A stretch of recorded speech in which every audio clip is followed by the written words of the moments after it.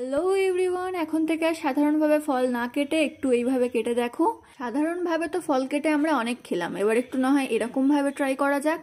আমি এখানে 4টে ফল ইউজ করেছি, আপেল, কলা, শসা, খেজুর।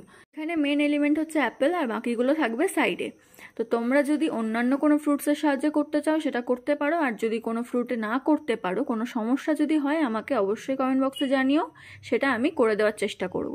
এই শসাটা কাটার সময় মাথায় রাখবে যে সম্পূর্ণটা যেন না কেটে যায়, ওপরের লেয়ারটুকু কাটবে, নিচেরটুকু কাটবে না। তারপরে সেটাকে তোমরা চাইলে একটু লবণ জলে ভিজিয়ে রাখতে পারো, তাহলে একটু ফ্লেক্সিবল হবে। পরে আমরা খেজুরটিকে কেটে নেব এবং বীজটিকে বার করে দেবো এবং সেটিকে একটু কর্নার শেপে কেটে নেব। আর তারপরে কলাগুলোকে নর্মালি আমরা যেভাবে লেয়ারে কাটি সেভাবে কেটে নেব। তারপরে সমস্ত ফ্রুটসগুলিকে আমরা একটা প্লেটে সাজিয়ে নেব, যেভাবে আমি সাজিয়েছি সেভাবে পরপর প্লেস করে দেবে। তাহলেই খুবই সুন্দর একটা ডেকোরেট প্লেট তৈরি হয়ে যাবে, যেটা শুধুমাত্র ফ্রুটস দিয়ে তৈরি। তোমরা বাড়িতে অবশ্যই ট্রাই করো আর আমাকে জানিও।